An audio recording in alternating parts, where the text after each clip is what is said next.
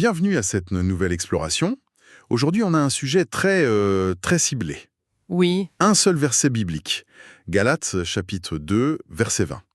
Et on utilise la traduction « la Bible du semeur d'accord. ». Alors, la source qu'on a, c'est ce verset, mais il y a aussi une petite note avec. Ah oui, Oui, une note importante qui nous dit, bon, attention, pour vraiment tout comprendre, l'idéal serait de regarder le contexte, historique, culturel, et puis toute la lettre aux Galates, quoi. C'est la base, oui. Essentielle même pour une lettre comme Galate. Exactement. Mais bon, notre mission aujourd'hui, elle est précise.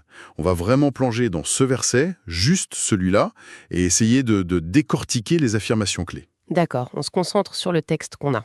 Voilà. Qu'est-ce que ça veut dire, cette phrase choc, là? Ce n'est plus moi qui vis, c'est Christ qui vit en moi. Ça interpelle quand même. Ah oui, c'est puissant comme déclaration. Et après, il y a « ma vie en tant qu'homme, je la vis maintenant dans la foi au Fils de Dieu ». Comment on comprend ça? Hmm. Et puis la fin. Qui par amour pour moi s'est livré à la mort à ma place. Qu'est-ce que ça implique? Beaucoup de choses en une seule phrase. C'est ça. Alors, allons-y. Franchement, dès le début, ce n'est plus moi qui vis. C'est radical. On n'est pas dans la nuance, là, on est dans le bouleversement total. Absolument. Justement, prenons cette première partie. Ce n'est plus moi qui vis, c'est Christ qui vit en moi. C'est direct, hein, presque brutal. Ce moi qui ne vit plus, qu'est-ce que c'est après le texte? Oui, c'est une entrée en matière saisissante. Ce qui frappe tout de suite, c'est cette négation forte. Ce n'est plus moi. Mhm. Le texte pose une rupture d'emblée. Ce moi d'avant, celui qui peut-être était centré sur lui-même, sur ses propres capacités ou sa compréhension, ce moi-là, il n'est plus le pilote dans l'avion, si on veut. D'accord. Il y a comme une idée de dépossession ou de remplacement à la racine même de l'identité. Remplacement, Oui. ce moi qui ne vit plus. Le verset en lui-même, il ne détaille pas exactement ce que c'est. Est-ce que c'est l'ego, la nature pécheresse, comme on dit en théologie paulinienne, l'ancienne identité sous la loi? Le verset ne le précise pas ici. Non. Mais la force du plus-moi suggère vraiment une transformation fondamentale. La vie continue, mais elle est maintenant animée, habitée, propulsée par une autre présence. Et cette présence, c'est Christ. Hmm. C'est pas juste une influence extérieure, hein. Le texte dit « vie en moi ». C'est présenté comme une présence intérieure qui devient la nouvelle source de vie. C'est vertigineux comme concept. Si on prend les mots tels quels, on pourrait se demander, est-ce que ça veut dire qu'on perd sa personnalité? Qu'on est effacé? C'est une bonne question. Ou est-ce que c'est plutôt une réorientation complète? Une sorte de, je sais pas, de reprogrammation de la source de vie? Parce que le texte dit « Christ vit en moi ». Il ne dit pas « Christ à la place de moi », comme si l'individu disparaissait totalement. Comment le verset nous aide là-dessus? Ah, vous touchez un point, une tension intéressante dans la phrase, oui.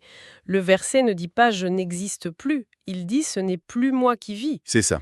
Et juste après, il va dire « ma vie en tant qu'homme, je la vis ».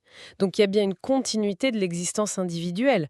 Il y a un « ma vie », un « en moi », un « je la vis ». La personne est toujours là. D'accord. Ce qui change, c'est le principe vital, l'agent qui mène la barque. Alors, on pourrait peut-être le comprendre en restant vraiment collé au texte, pas comme une suppression de la personne, mais comme si le moi autonome, le moi qui décidait tout seul, était détrôné. Détrôné, oui. Voilà, au profit d'une vie où Christ devient la source, la dynamique interne. La vie n'est pas arrêtée, elle est redéfinie de l'intérieur par cette nouvelle présence. Donc, une sorte de cohabitation où l'un, Christ, devient le principe directeur de l'autre. Le moi, mais un moi transformé. C'est déjà une interprétation assez forte qui sort de cette simple phrase. C'est une lecture possible, effectivement.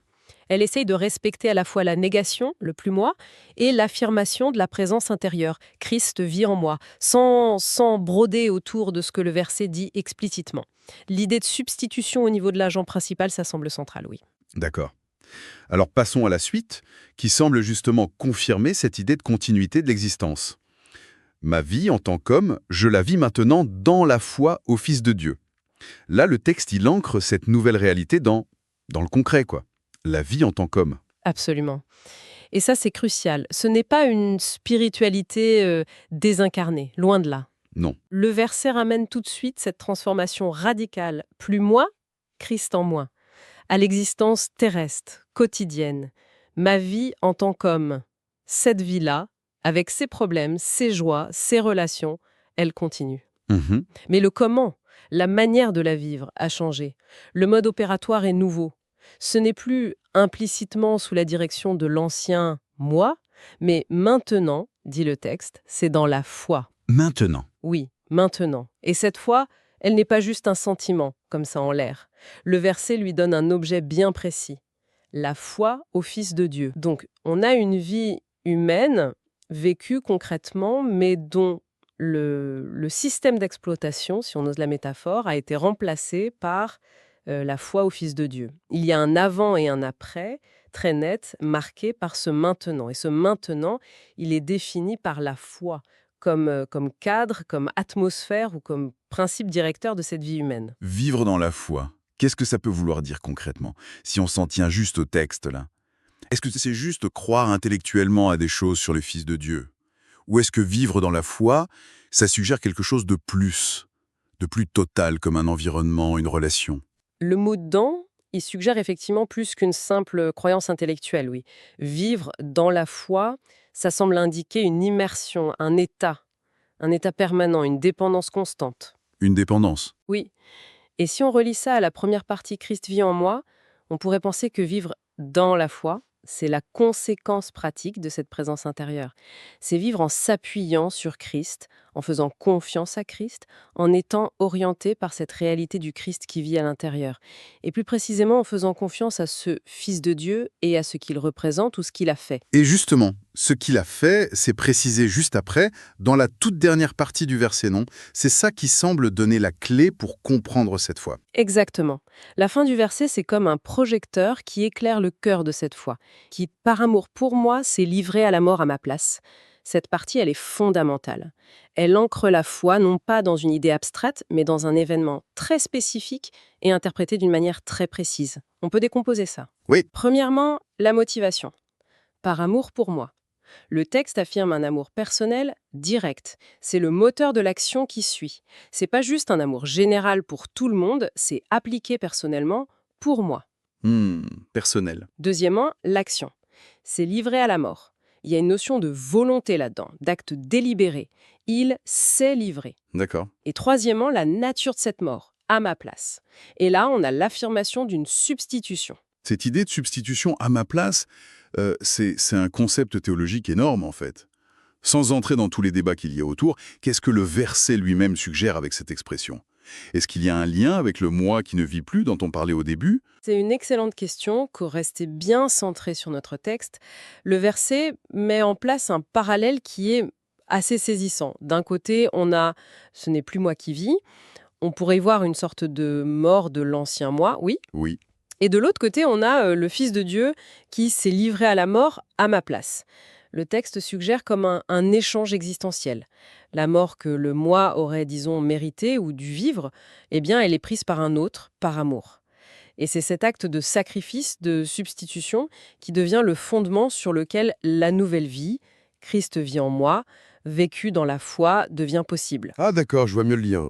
Donc la foi, d'après ce verset, elle repose sur la conviction que cet événement, cet amour montré par un sacrifice volontaire et substitutif, est réel et qu'il a un impact direct et personnel pour celui qui croit. Donc si j'essaye de récapituler la logique interne du verset, comme on vient de l'explorer, il y a l'amour personnel du Fils de Dieu.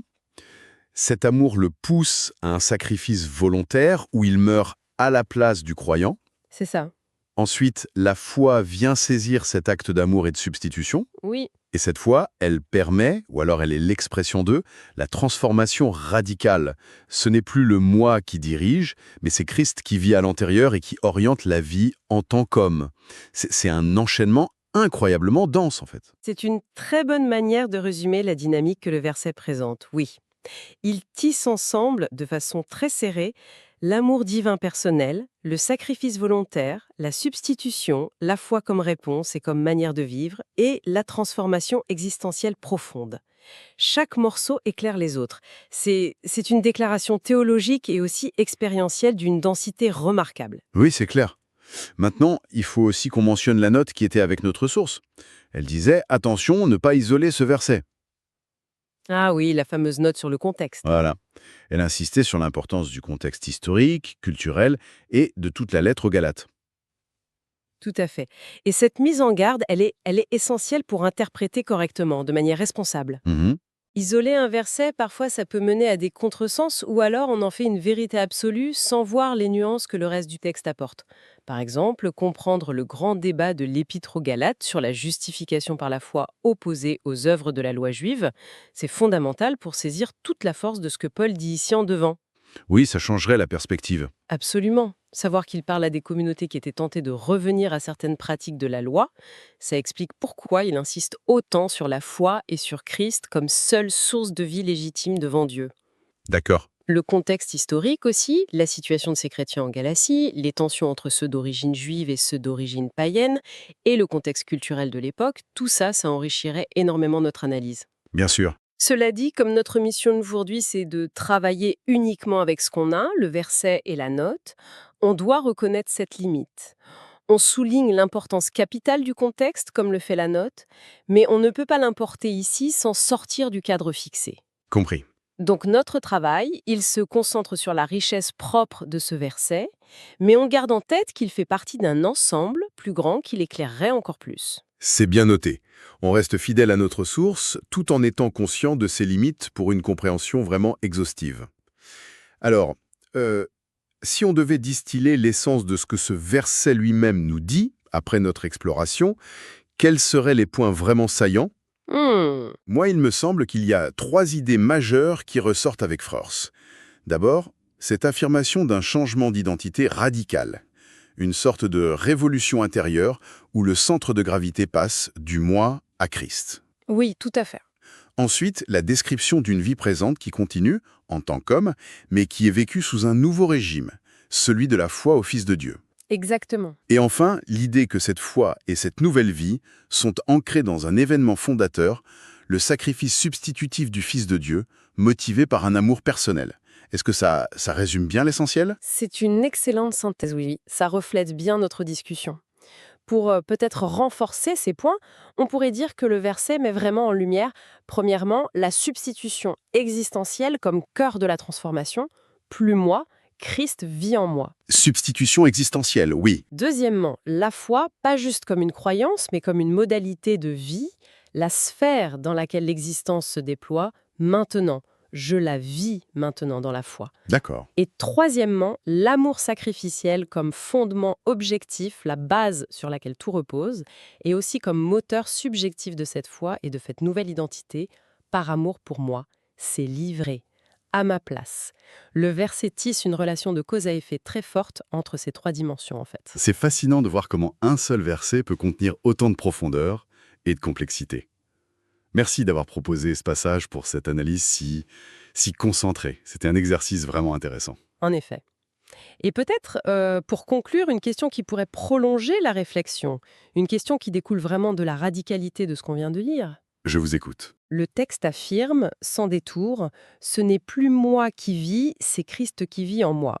Si on prend cette affirmation au pied de la lettre, telle qu'elle est posée là dans ce verset, en mettant de côté un instant le contexte plus large et toutes les interprétations théologiques qui ont suivi, quelles pourraient être les implications concrètes, les manifestations au quotidien de la simple tentative de vivre selon ce principe? Comment une personne chercherait-elle, jour après jour, à ne plus être moi, mais à laisser Christ être le principe de sa vie, en se basant uniquement sur la foi, en cet amour et ce sacrifice décrit ici? Parce que le verset, il ne donne pas le mode d'emploi détaillé, il pose un état de fait et un fondement. Il pose le quoi et le pourquoi, mais pas forcément le comment pratique. Exactement. La question de sa mise en œuvre pratique reste ouverte, je trouve. Ça invite à une méditation sur ce que ça signifierait vraiment d'incarner un tel bouleversement intérieur. C'est une interrogation très forte en effet. Ça laisse matière à réfléchir bien après notre échange. Merci beaucoup pour cette exploration. Merci à vous.